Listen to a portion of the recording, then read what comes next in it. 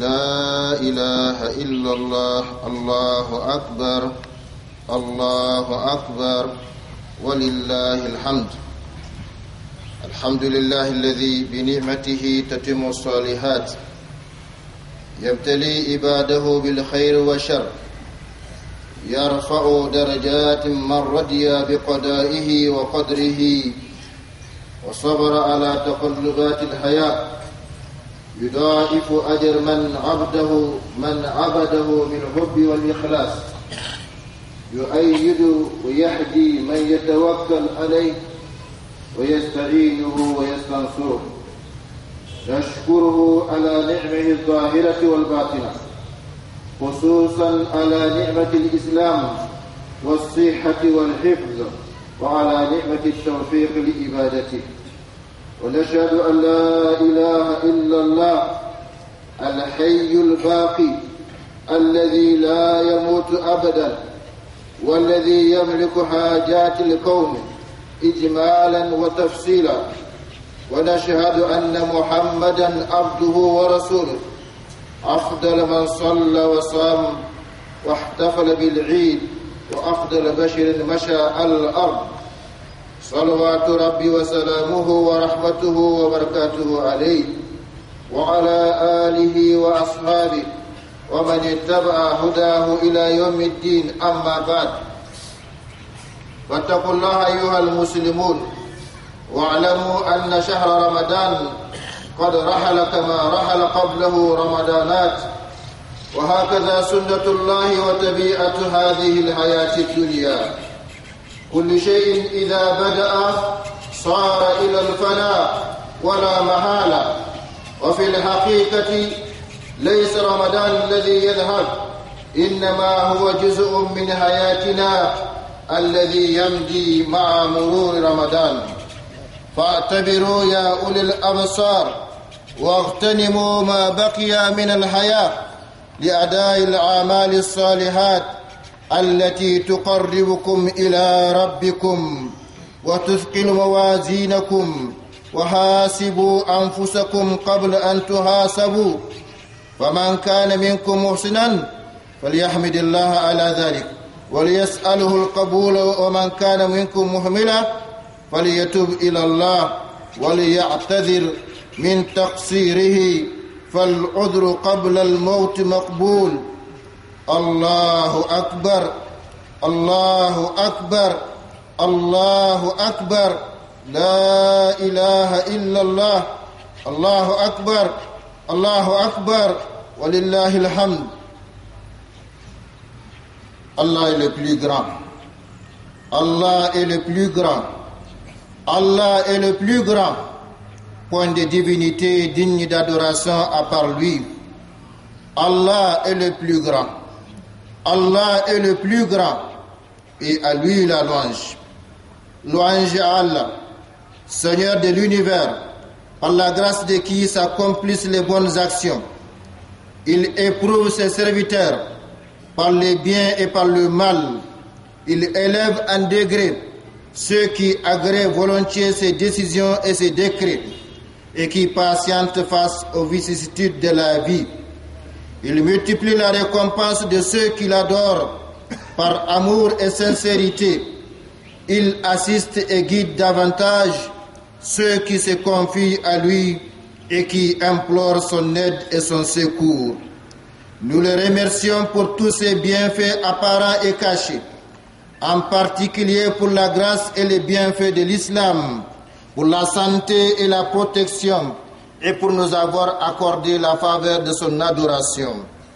Nous témoignons qu'il n'y a point de divinité digne d'adoration à part lui, l'Éternel vivant qui ne meurt jamais et qui commande aux affaires de l'univers en gros et en détail. Nous attestons que Mohammed sallallahu alayhi wa sallam est son serviteur et son envoyé, le meilleur de ceux qui ont prié, jeûné et fêté, et le meilleur être humain ayant marché sur la terre. Que mon Seigneur Allah déverse sur lui ses prières, son salut, ses miséricordes et ses bénédictions sur sa sainte famille, ses fidèles compagnons et tous ceux qui suivront sa voie jusqu'au jour de la résurrection.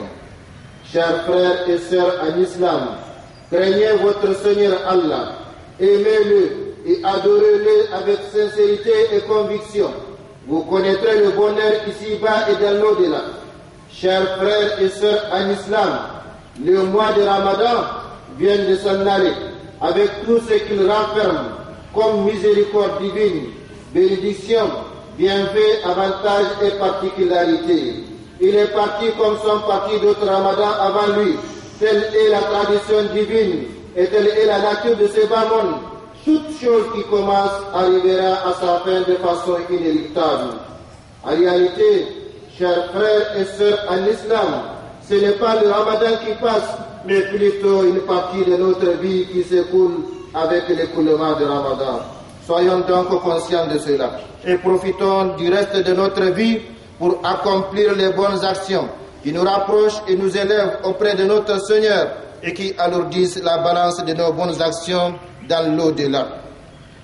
Armons-nous de courage, d'abnégation, redoublons d'efforts pour maintenir le contact avec notre Seigneur Allah durant toute l'année et ne soyons pas lésés ni par notre position religieuse, ni par notre position sociale, ni par notre position financière ou politique, ni par notre jeunesse.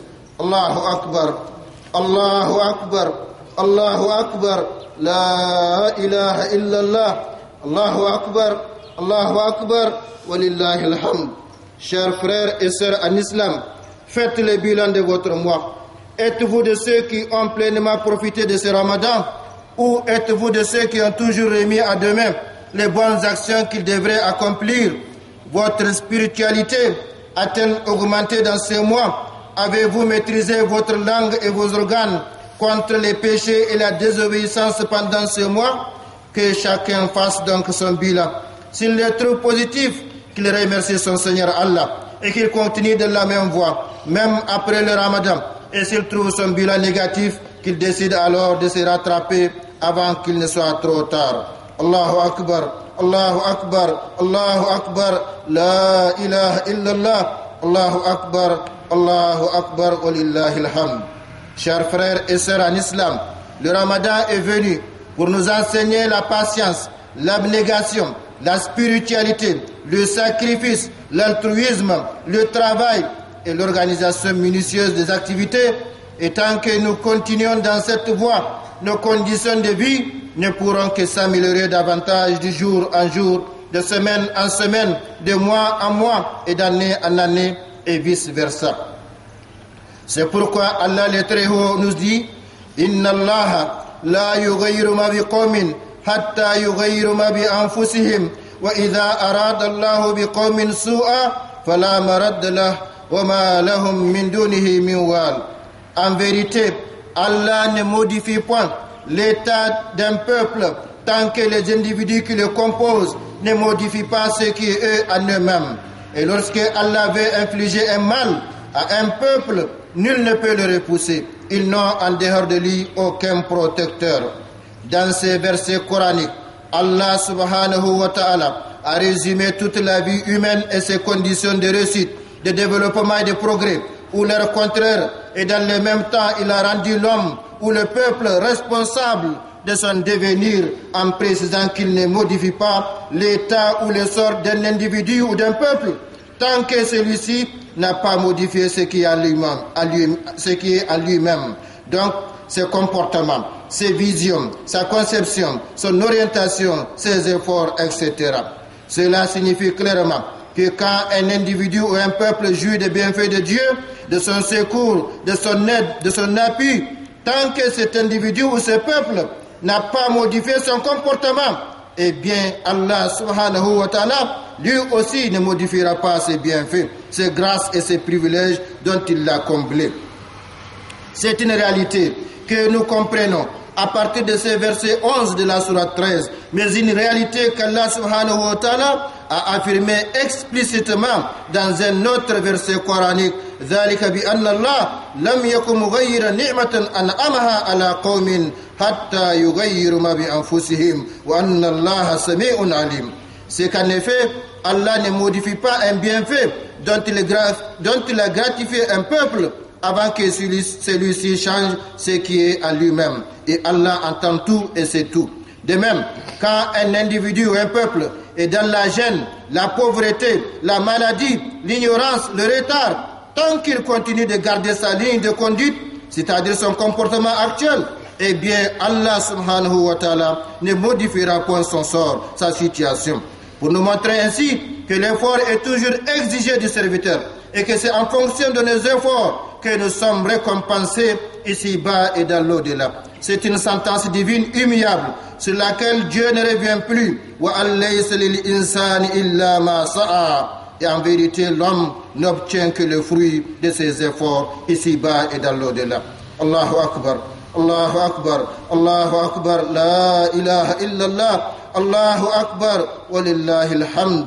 أقول قولي هذا وأستغفر الله لي ولكم ولسائر المسلمين في كل مكان ومن كل ذنب فاستغفروه وتوبوا إليه إنه هو الغفور الرحيم.